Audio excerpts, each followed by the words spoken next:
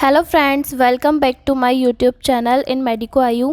आज हम बात करेंगे बीटामेथासोन टैबलेट के बारे में कि इसके यूजेस क्या क्या होते हैं, साइड इफ़ेक्ट क्या होते हैं, इसकी डोजेस क्या क्या होती है, कॉन्ट्राइंडिकेशंस क्या होते हैं, प्रिकॉशंस क्या क्या होती है, इसके ब्रांड नेम क्या क्या होते हैं। तो इन सभी के बारे में आपको इस वीडियो में पूरी जानकारी मिलेगी, तो प्लीज़ वीडियो को एंड तक ज़रूर देखें। और अगर अभी तक आपने चैनल को सब्सक्राइब नहीं किया तो प्लीज़ चैनल को सब्सक्राइब करें।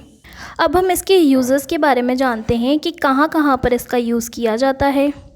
यहाँ पर बीटामेथासोन एक ग्लूकोकोर्टिकोस्टेरॉइड की ड्रग होती है।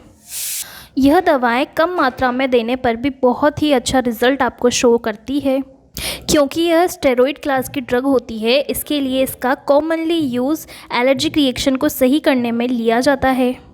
यदि किसी पेशेंट को स्किन पर एलर्जी हो जाती है, ईचिंग रहती है, स्वेलिंग आ जाती है स्किन पर, तो इन सभी प्रॉब्लम्स को सही करने के लिए, ट्रीट करने के लिए बीटामेथासोन टैबलेट का उपयोग किया जाता है। अगर किसी पेशेंट को किसी मेडिसिन के कारण अगर कोई एलर्जी हो गई है तो उस कंडीशन में भी आप इस टैबलेट को ले सकते हैं। कभी कभी डॉक्टर्स के द्वारा ड्राई कफ में भी इस टैबलेट का यूज़ किया जाता है। अस्थमैटिक पेशेंट में भी इसे यूज़ में लिया जाता है। गले में सूजन आने पर भी इसे यूज़ में लिया जाता है।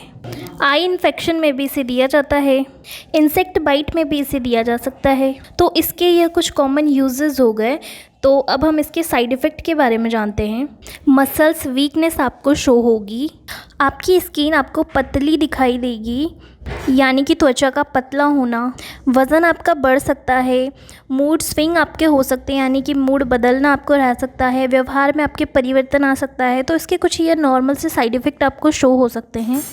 अब हम इसके प्रिकॉशंस के बारे में जानते हैं कि क्या सावधानियां आपको रखनी चाहिए।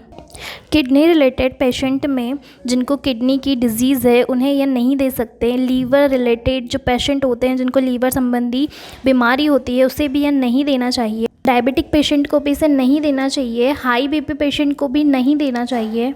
अब हम इसके डोजेस के बारे में जानेंगे। किस खुराक में इसे लेना चाहिए। अलग अलग बीमारियों में इसकी जो खुराक होती है वह अलग अलग होती है। डॉक्टर द्वारा इसे प्रिस्क्राइब किया जाता है। वह व्यक्ति की बीमारी, वज़न, उसकी उम्र के अनुसार डॉक्टर देते हैं। इसकी एक टेबलेट 0.5 mg की आप सीवियर एलर्जिक रिएक्शन कंडीशन में आप इसे दे सकते हैं। वैसे तो यह बहुत अच्छी अमाउंट में डोज़ मानी जाती है, इससे काफ़ी रिलीफ मिलेगा। अगर इससे रिलीफ नहीं मिलता है तो आप दूसरी टैबलेट इसे 0.5 mg की स्ट्रेंथ में दे सकते हैं, यानी कि आप 2 टैबलेट यूज़ में ले सकते हैं। लेकिन आपको हमेशा डोजेस डॉक्टर के प्रिस्क्रिप्शन के अकॉर्डिंग ही यूज़ में लेनी है। अगर इसकी मैक्सिमम डोज़ की बात करें तो 5 mg से ज़्यादा आप इसकी डोज़ एक दिन में नहीं ले सकते हैं। इसका आप विशेष तौर पर ध्यान रखें। अब हम इसके ब्रांड नेम के बारे में जानते हैं कि मार्केट में किन किन ब्रांड से आपको मिल सकता है, कौन से ब्रांड इसके पॉपुलर रहते हैं। तो फर्स्ट अगर हम बात करें तो बेटनेसोल टैबलेट, यानी कि इसका एक ब्रांड होता है बेटनेसोल। ये इसका बहुत ही ज़्यादा कॉमनली जो इसका यूज़ किया जाता है, बहुत अच्छा ब्रांड होता है। ज़्यादातर इसी को यूज़ में लिया जाता है। स्टैमिन फोर्ट इसका सेकंड ब्रांड नेम होता है। एंड बेटनेलेन इसका भी एक ब्रांड नेम होता है, यानी कि बेटनेलेन इसका थर्ड ब्रांड नेम होता है। तो ये जो 3 ब्रांड नेम होते हैं मोस्ट कॉमनली यूज़ में लिए जाते हैं। इसके अलावा भी कई सारे ब्रांड्स मार्केट में अवेलेबल होते हैं। तो अगर आपको ये ब्रांड नहीं मिलते हैं तो आप अदर ब्रांड नेम से भी आप इसको परचेज़ कर सकते हैं। यह जो टैबलेट होती है वह आपको इंजेक्शन फॉर्म में, टैबलेट फॉर्म में एंड क्रीम फॉर्म में, इन तीनों फॉर्म में आपको यह अवेलेबल हो जाएगी। इसकी जो स्ट्रेंथ रहती है वह 0.5 mg इसकी मिनिमम स्ट्रेंथ रहती है। और मैक्सिमम स्ट्रेंथ की अगर हम बात करें तो 5 mg इसकी मैक्सिमम स्ट्रेंथ रहती है। कम स्ट्रेंथ में भी यह टैबलेट बहुत ही अच्छा रिजल्ट आपको शो करती है। आज हमने बीटामेथासोन टैबलेट के ऊपर आपको सारी जानकारियाँ प्रोवाइड करवा दी है। अगर आपको कोई प्रॉब्लम आती है, अगर कुछ समझ में ना आए तो आप कमेंट बॉक्स में कमेंट कर सकते हैं।